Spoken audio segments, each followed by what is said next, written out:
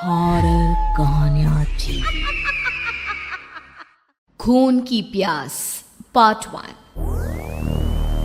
काली अमावस की रात थी और रात के गहरे सन्नाटे को चीरते हुए एक औरत के चीखने की आवाजें पूरे जंगल के शांत माहौल को दहशत से भर रही थी। वो औरत इस तरह से चिल्ला रही थी जैसे किसी ने उसके बदन पर खौलता हुआ पानी डाल दिया हो।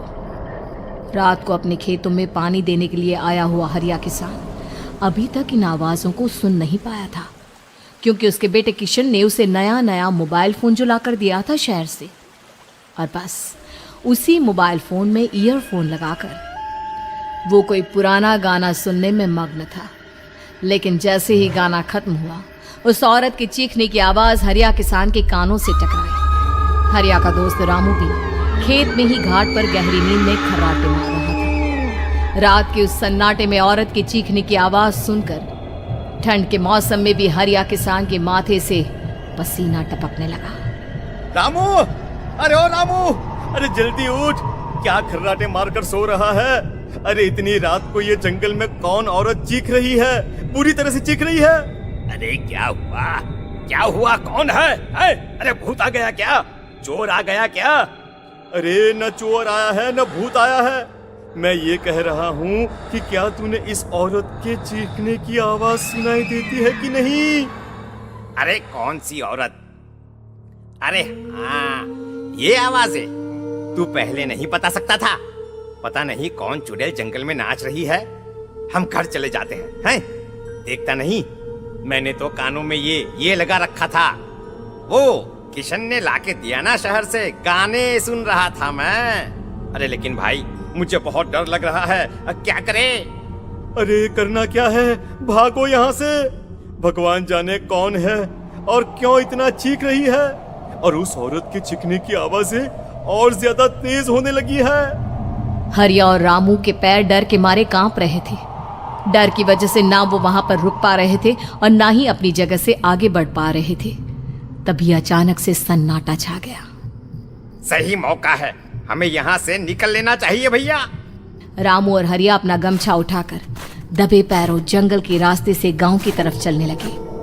गांव की ओर जाने वाला ये एक ही रास्ता था और आवाज भी उसी तरफ से आ रही थी। लेकिन अभी 2 मिनट पहले वो आवाज पूरी तरह बंद हो चुकी थी और जंगल में पहले जैसा सन्नाटा पसर चुका था। तभी अचानक से पेड़ों में किसी के चलने की सरसराहट रामू और हरिया को सुनाई दी। क्या तुमने कोई आवाज सुनी? हाँ यार, ऐसा लग रहा है कोई इस तरफ ही आ रहा है। और तभी अचानक सामने पेड़ से एक साया रामू और हरिया के सामने उल्टा आकर लटक गया। ये देखकर रामू और हरिया की चीख निकल गई। वो दोनों डर के मारे बेहोश हो गए। वो साया जमीन पर आकर खड़ा हुआ। उसने रामू और हरिया के बालों को पकड़कर खींचना शुरू कर दिया। अब तुम गांव वालों में से कोई जिंदा नहीं बचेगा। मैं तुम सबको ले जाकर उस गड्ढे के नीचे दफन कर दूंगी। सबकी जान ले लूंगी, मैं किसी को नहीं छोड़ूंगी। अगली सुबह रामू की पत्नी कमला हरिया के घर आई और उसने हरिया की पत्नी सुमन से अपने पति के बारे में पूछा। सुमन, कल रात को ये तुम्हारे ही पति के साथ गए थे खेत पर, अभी तक लौट कर नहीं आए हैं। हाँ बहन, मैं भी वही सोचकर परेशान हूँ। मेरे पति भी अभी तक खेत से लौट कर नहीं आए। भगवान जाने क्या बात है, दोपहर होने आई है। अब तक तो उन दोनों को लौट कर आ जाना चाहिए था। क्या करे, कैसे पता करे कि वो दोनों कहाँ हैं? मेरा बेटा भी शहर गया हुआ है, वरना उसी को भेज देते खेत पर। बहन, मुझे लगता है कि हम दोनों को वहाँ जाकर अपने पतियों को ढूंढना चाहिए। ठीक कहती हो तुम, चलो मैं तुम्हारे साथ चलती हूँ। और वो दोनों जंगल के रास्ते खेत की तरफ आगे बढ़ती हैं। वहां जाकर देखती है कि हरिया और रामू आग जलाकर आग के ऊपर कुछ पकाकर खा रहे थे। आप यहाँ पार्टी बना रहे हैं और वहाँ घर पर हमारी जान सुखी जा रही थी कि कहीं कुछ हो तो नहीं गया? मुझे कुछ नहीं हो सकता। मैं कभी नहीं मर सकता, समझे तो? अरे तबीयत तो ठीक है। ये किस तरह की आवाज में बात कर रहे हैं आप? कुछ हुआ है क्या? कुछ नहीं हुआ, बस जोरों की भूख लग रही थी, इसलिए खाना बनाकर खा रहे थे। अच्छा, इतनी बदबू आ रही है, ऐसा क्या बनाकर खा रहे हैं आप? जरा हमें भी तो बताइए। अरे भाभी, क्यों परेशान हो रही हैं? मांस पकाकर खा रहे हैं। एक जंगली जानवर कल रात को खेत में आ गया था। हम दोनों ने उसे मार दिया और बस उसी का मांस पक रहा है। आप भी खाइए ना, बहुत बहुत ही स्वादिष्ट है। दिमाग खराब हो गया है क्या आप दोनों का? आप दोनों मांस कब से खाने लगे, और वो भी जंगली जानवर का? चलिए अभी कभी घर चलिए। चलेंगे चलेंगे, लेकिन पहले ये मांस तो खत्म कर ले। कुछ देर बाद रामू और हरिया कमला और सुमन के पीछे पीछे गांव की तरफ चल देते हैं। रामू और हरिया की आंखें पहले जैसी नहीं रही थी, उनमें कुछ बदल गया था। रामू अपनी पत्नी कमला के साथ घर चला जाता है और हरिया अपने घर आ जाता है। देखिए, आपने जो कुछ भी किया मैं उसके लिए आपको माफ कर देती हूँ, लेकिन आज के बाद ये रामू के साथ जाकर मांस पकाकर खाया ना, तो इस घर में घुसने नहीं दूंगी आपको।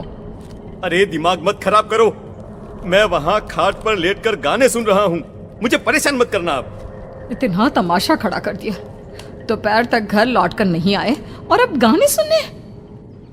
लेकिन हरिया घर के बाहर आंगन में जाकर चुपचाप लेट गया और गाने सुनने लगा। गाने सुनते सुनते हरिया को नींद आ गई।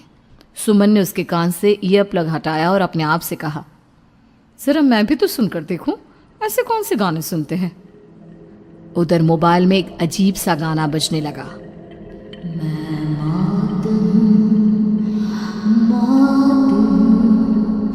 मौत जो पसरी है चारों, जो आएगी कहीं से निगल जाएगी सबको। मैं मौत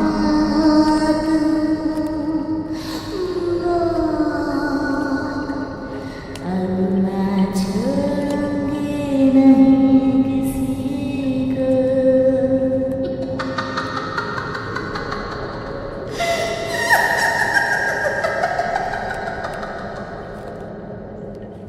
सुमन ने घबराकर मोबाइल फोन दूर रख दिया।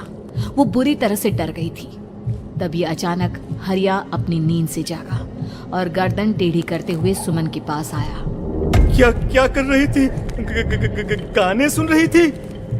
वो ये कैसा गाना सुन रहे थे तुम मोबाइल के अंदर? मौत है, मौत। अरे ये सारी बातें छोड़ो और ये बताओ, आज शाम को तुम मेरे साथ खेत चलोगी? लेकिन क्यों? और तुम इस तरह से क्यों बात कर रहे हो? अपनी गर्दन सीधी रखकर बात करो ना। वो मेरी गर्दन में सोते सोते थोड़ा दर्द हो गया है। मेरे साथ आज खेत चलो ना। तुम्हारे साथ पूरी रात रहना चाहता हूँ।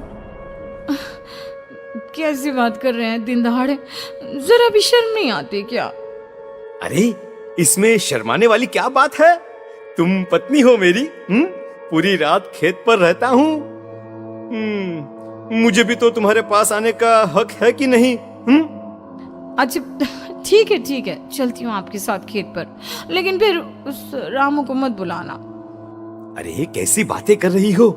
अगर तुम मेरे पास होगी तो मैं किसी को नहीं बुलाऊंगा, सिर्फ तुम और मैं और रात का सन्नाटा। शाम के वक्त हरिया सुमन को अपने साथ खेत पर ले जाता है। आसमान में चांद पूरी तरह से चमक रहा था। हरिया ने अपने खेत में बनी हुई छोटी सी झोंपड़ी के अंदर सुमन को अपने पास बिठा लिया और उसके बालों में हाथ फिराते हुए कहा, कितनी खूबसूरत हो तुम, बहुत सुंदर लग रही हो। एक चांद से भी ज्यादा सुंदर लग रही हो। ऐसी बातें मत करिए ना, मुझे शर्म आती है। अपनी आंखें खोलकर जरा मेरी तरफ तो देखो। अरे देखो तो सही।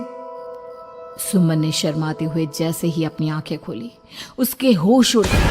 हरिया के बड़े बड़े दांत निकल आए थे और वो पूरी तरह से एक जानवर की तरह नजर आ रहा था। कौन हो तुम मेरे पति नहीं हो। कौन हो तुम? मुझे जाने दो। लेकिन हरिया ने सुमन के हाथ को कसकर पकड़ लिया। उसके नुकीले नाखूनों की वजह से सुमन के हाथ से खून बहने लगा था। बहुत दर्द हो रहा है, मुझे जाने दो। कौन हो तुम? क्या करना चाहते हो? वही जो एक आदमी एक औरत के साथ करना चाहता है, और उसके बाद मैं तुम्हें वहीं ले जाऊंगा जहां पर तुम्हारा पति है। क्या मतलब, क्या कहना चाहते हो? कहाँ है मेरा पति? जंगल के बीचों बीच उबलते हुए पानी के तालाब में, वहीं है तुम्हारा पति। चलो चलो, मैं तुम्हें उससे मिलवा देता हूँ, लेकिन उससे पहले तुम्हें मेरी प्यास बुझानी होगी। और इतना कहकर हरिया सुमन के ऊपर जानवरों की तरह टूट पड़ता है। आखिर कौन था वो जानवर, और क्या सुमन उसके शिकंजे से बचकर निकल पाई? जानने के लिए देखिए इस कहानी का अगला भाग।